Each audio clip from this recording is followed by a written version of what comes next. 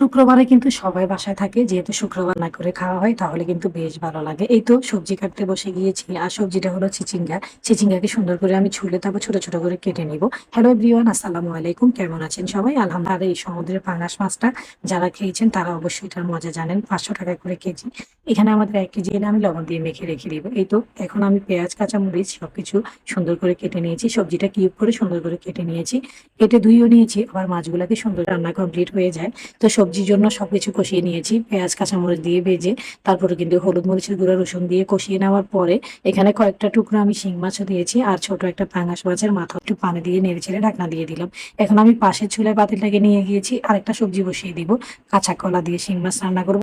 তাড়াতাড়ি নরম হয়ে যায়। এইজন্যই আমি আগে লবণটা দিয়ে দিই। একটু পানি দিয়ে দিয়েছি, দিয়ে হলুদ মরিচের গুঁড়া দিয়ে দিচ্ছি। আমার প্রচন্ড হাঁচি চলে আসে যদি শুধু তেলের মধ্যে, মসলার মধ্যে আমি হলুদ মরিচের গুঁড়ো দিয়ে দিই। আর হাঁচিটা না আসার তো এটা একটু উপরে কালো থেকে যায়, কারণ দেশীয় শিং মাছগুলো একদম একটু বয়স্ক হয়, যার কারণে উপরে কালো চামড়াটা একদম উঠতে চায় না।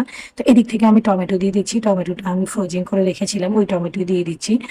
তো ফ্রোজিং করা টমেটো দিয়ে তরকারি রান্না করলে অনেক ঘনত্ব হয়, ভালোই লাগে খেতে।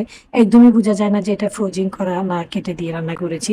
তো যাই হোক, কলার মুখে আর বিরক্ত লাগার একটাই কারণ যে অনেক জ্বালা করে, যার কারণে আমি দূর থেকে মাছগুলাকে ভেজে নিব। আর এদিক থেকে আমার সবজিটাও কষানো হচ্ছে, কাঁচা কলাটাও কষানো হচ্ছে, নেড়ে ছেড়ে দিচ্ছিলাম।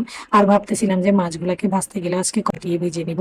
কাঁচা কলাটা আমার এদিক থেকে জল দিয়ে দিয়েছি, অল্প কিছুক্ষণ পরে হয়ে গিয়েছে যেহেতু ভালো করে কষিয়ে নিয়ে